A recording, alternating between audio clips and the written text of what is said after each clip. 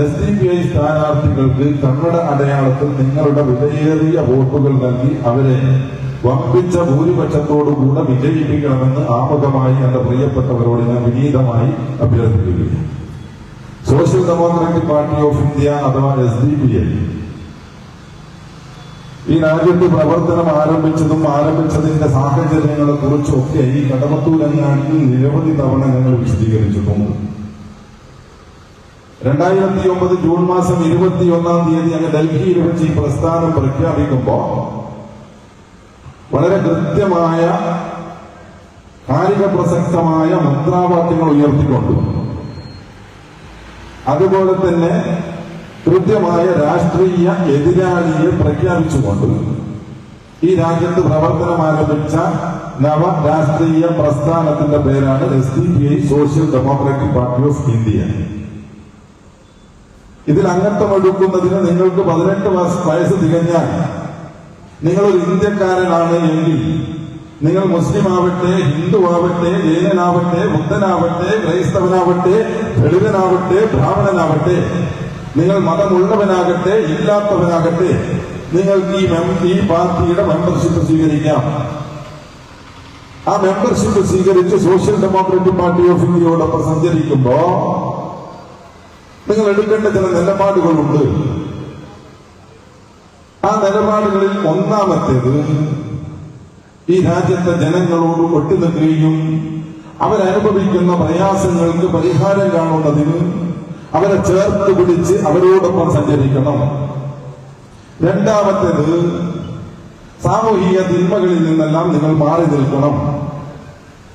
മൂന്നാമത്തത് ഈ രാജ്യത്തിന്റെ ശത്രുവായ, ഈ രാജ്യത്തിന്റെ ഭരണഘടനയുടെ ശത്രുവായ, ഈ രാജ്യത്തിന്റെ മഹാത്മാഗാന്ധിയുടെ രാഷ്ട്രപിതാവിന്റെ ശത്രുവായ, ഈ രാജ്യത്തെ തകർക്കാൻ ശ്രമിക്കുന്ന, ഭരണഘടനയെ തകർക്കുന്ന, ഈ രാജ്യത്തെ മതങ്ങളെ തമ്മിലടിപ്പിക്കുന്ന, ഈ രാജ്യത്ത് നിന്ന് കമ്മ്യൂണിസ്റ്റുകളെയും ക്രൈസ്തവരെയും മുസ്ലിങ്ങളെയും ഇല്ലായ്മ ചെയ്തു കഴിയുമെന്ന് 100 വർഷങ്ങൾക്ക് മുമ്പ് പ്രഖ്യാപിച്ച RSS സംഘപരിവാര ശക്തികളോട് യാതൊരു നിലയിലുമുള്ള സന്ധി സംഭാഷണങ്ങളോ സൗഹാർദ്ദങ്ങളോ അഡ്ജസ്റ്റ്മെന്റുകളോ സ്വീകരിക്കാൻ പാടില്ല എന്ന നിലപാട് നിങ്ങൾ സ്വീകരിക്കണം.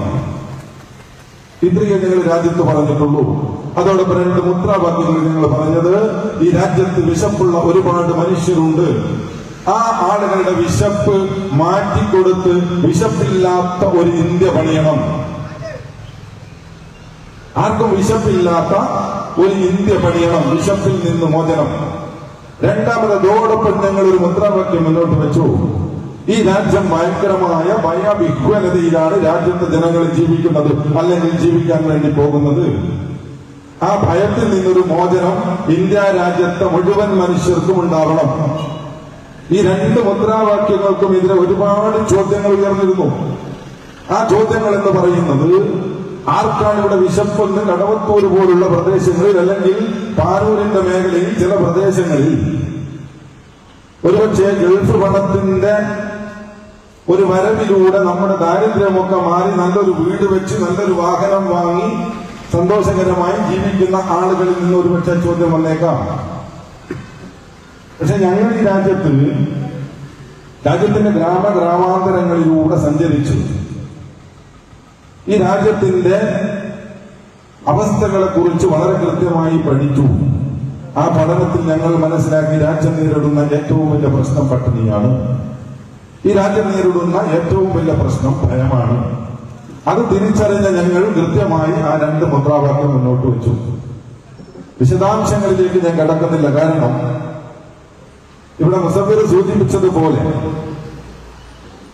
നമ്മളെ എല്ലാവരെയും ഏറെ പ്രയാസപ്പെടുത്തിയ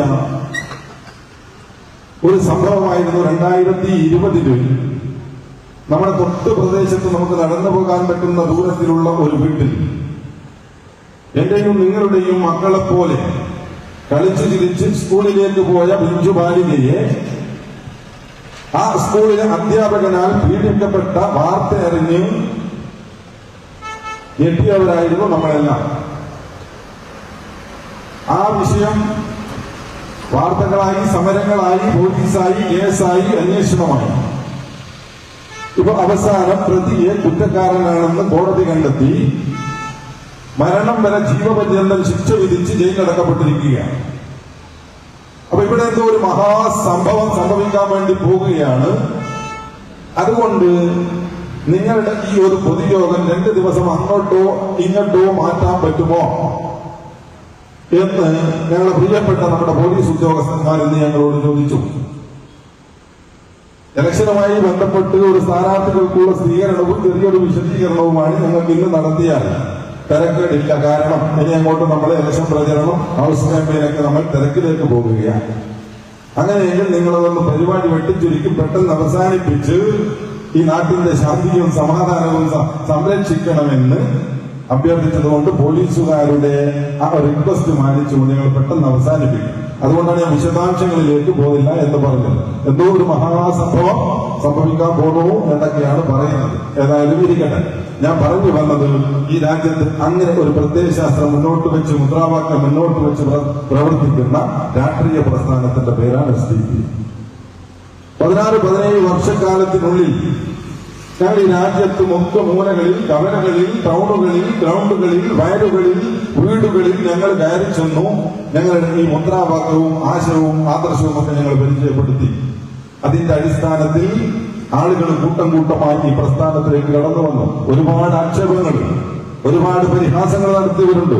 രാഷ്ട്രീയ ശ്മശാനത്തിലെ ഒരു മീസാൻ കല്ലുകൂടി ഇതാ വരുന്നു എന്ന് പറഞ്ഞവരുണ്ട്. ഇനി ഒരു 1400 ചില്ലറ പ്രസ്ഥാനങ്ങൾ, രജിസ്റ്റർ ചെയ്ത രാഷ്ട്രീയ പ്രസ്ഥാനങ്ങൾ ഇന്ത്യയിൽ പ്രവർത്തിക്കുമ്പോ ഇനിയൊരു രാഷ്ട്രീയ പ്രസ്ഥാനത്തിന് എന്ത് പ്രസക്തി എന്ന് ചോദിച്ചവരുണ്ട്. ഞങ്ങൾ ആ ചോദ്യങ്ങളെല്ലാം അവജ്ഞയോടെ തള്ളി ഈ നാട്ടിലെ ജനങ്ങളുടെ പുരോഗതിയും രാഷ്ട്രത്തിന്റെ പുരോഗതിയും മാത്രം ലക്ഷ്യം വെച്ച് 16 വർഷങ്ങൾ ഞങ്ങൾ പിന്നിട്ട് മുന്നോട്ട് നടന്നപ്പോ ഈ കേരളത്തിൽ 100-ലധികം പഞ്ചായത്ത്, ത്രിതല പഞ്ചായത്ത് മെമ്പർമാരെ ഉണ്ടാക്കിയെടുത്ത് തൊട്ടടുത്ത സംസ്ഥാനമായ കർണാടകയിൽ 4ഓളം പഞ്ചായത്തുകളും സ്വന്തവും 3 പഞ്ചായത്തുകൾ കോൺഗ്രസിന്റെയും ദളിന്റെയും ഒക്കെ സഹകരണത്തോടുകൂടെ ഞങ്ങൾ ഭരണം നടത്തി മുന്നോട്ട് പോകുമ്പോ അങ്ങ് UP-യിൽ ജില്ലാ പഞ്ചായത്തിലേക്ക് 2 പ്രതിനിധികളെയും ബ്ലോക്ക് പഞ്ചായത്തിലേക്ക് പ്രതിനിധികളെയും തെരഞ്ഞെടുത്ത് 800-ലധികം ജനപ്രതിനിധികളെ സൃഷ്ടിച്ചെടുത്ത് കേവലം 16 വർഷം ഞാൻ അട്ടിവരയിട്ട് പറയുന്നു, ഒരു മുന്നണികളുമായി കൂട്ടുകൂടാതെ സ്വന്തമായി മത്സരിച്ച് ഈ നാട്ടിലെ ജനങ്ങളോട് അവരുടെ ആവശ്യങ്ങൾ ചോദിച്ചറിഞ്ഞ് അതിന് പരിഹാരം കാണിക്കുമെന്ന് ഉറപ്പുകൊടുത്ത് ഞങ്ങൾ മുന്നോട്ട് പോയപ്പോ ഈ നാട്ടിലെ ജനത നൽകിയ അംഗീകാരമാണത്. ആ അംഗീകാരത്തെ ഇല്ലായ്മ ചെയ്തു കളയുന്നതിന്, അല്ലെങ്കിൽ ആ ജനങ്ങളെ SDP-യിൽ നിന്നും അകറ്റി നിർത്തുന്നതിന് വേണ്ടി ചില പ്രചണ്ഡമായ പ്രചരണങ്ങൾ ഈ 2025 നടന്നുകൊണ്ടിരിക്കുന്നു എന്ന് പറയുമ്പോ ആ പറയുന്നവരെ കുറിച്ച് സഹതപിക്കുകയല്ലാതെ വേറെ മാർഗം. ഇവിടെ പാലത്തായി വിഷയവുമായി ബന്ധപ്പെട്ട് KK ശൈലജ ടീച്ചറുടെ പ്രസ്താവന കണ്ടു. ആ കേസ് അട്ടിമറിക്കാൻ ശ്രമിച്ചത് SDP ആണ്. ആ കേസിലെ പ്രതിയെ രക്ഷപ്പെടുത്താൻ ശ്രമിച്ചത് SDP ആണ്. ഞാൻ അതുകൊണ്ടാണ് പറഞ്ഞത്, മെമ്പർഷിപ്പ് കൊടുക്കുമ്പോൾ ഞങ്ങൾ പ്രവർത്തകർക്ക് പറഞ്ഞു കൊടുക്കുന്ന വാക്ക് നിലപാടിൽ ഉറച്ചു നിൽക്കണമെന്ന. ഏത് തമ്പ്രാന്റെ മുന്നിലും തല ഉയർത്തിപ്പിടിച്ച് നീ ചെയ്യുന്നത് തെറ്റാണെങ്കിൽ തെറ്റെന്ന് പറയാൻ. ഞാൻ തമ്പ്രാനെന്ന് വിളിക്കുമ്പോ പഴയ തമ്പ്രാക്കന്മാരല്ല, അഭിനവ തമ്പ്രാക്കന്മാര് നമ്മുടെ നാട്ടിലും പരിസര പ്രദേശത്തൊക്കെ ഉണ്ട്. ആ തമ്പ്രാനോട് അരുതക എന്ന് പറയണമെന്ന് പഠിപ്പിച്ചു.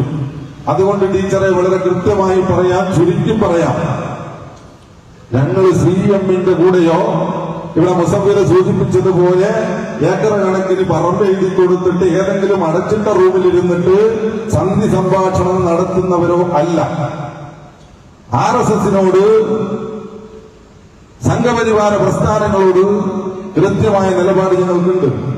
എന്നെ കേൾക്കുന്ന കടവട്ടൂരിന്റെ പൗരാവലിക്കറിയാം, ഞങ്ങൾ ഇവിടെ ജനിച്ചവരാ, ഇവിടെ ജീവിക്കുന്നവരാ. സോഷ്യൽ ഡെമോക്രാറ്റിക് പാർട്ടി ഓഫ് ഇന്ത്യയുടെ മെമ്പർഷിപ്പ് 2009 സ്വീകരിക്കുന്നതിന് മുമ്പ് ഈ കടവട്ടൂരിലെ SDP-യുടെ പ്രവർത്തകരും മറ്റിതര രാഷ്ട്രീയ പ്രസ്ഥാനങ്ങളുടെ കൊടിപിടിച്ചവരാണ്. കേരളത്തിൽ അങ്ങോളം ഇങ്ങോളം നോക്കിയാലും ഇന്ത്യ രാജ്യത്ത് അങ്ങോളം ഇങ്ങോളം പരിശോധിച്ചാലും ഈ പ്രസ്ഥാനത്തിലേക്ക് കടന്നു വന്നവർ, ഈ പ്രസ്ഥാനത്തിന്റെ പ്രത്യേകത ഏതെങ്കിലും ഒരു രാഷ്ട്രീയ പ്രസ്ഥാനം പിളർന്നിട്ടുണ്ടായ പ്രസ്ഥാനമല്ലത്. ഏതെങ്കിലും ഒരു നേതാവിനെ പുറത്താക്കിയതിന്റെ പേരിൽ അയാൾ ഉണ്ടാക്കിയ രാഷ്ട്രീയ പ്രസ്ഥാനമല്ലത്. ആർക്കെങ്കിലും നേതാവായി കളയാൻ അവരുണ്ടാക്കിയെടുത്ത പ്രസ്ഥാനമല്ലത്. ഇത് ഈ രാജ്യത്തിന്റെ എല്ലാ പ്രയാസങ്ങളും വിളിച്ചു പറഞ്ഞ് നിങ്ങൾ വരണമെന്ന് ഞങ്ങളുടെ മുൻ ദേശീയ പ്രസിഡന്റ് അബൂബക്കർ സാഹിബ് വിളിച്ചപ്പോ അതിന്റെ കൂടെ ചെന്നവരാ. അങ്ങനെ കടന്നു വന്നവരിൽ CPIM-ന്റെ കൊടി പിടിച്ചവരുണ്ട്, ഇന്ത്യൻ യൂണിയൻ മുസ്ലിം ലീഗിന്റെ കൊടി പിടിച്ചവരുണ്ട്, ഇന്ത്യൻ നാഷണൽ കോൺഗ്രസിന്റെ കൊടി പിടിച്ചവരുണ്ട്. എന്തിനേറെ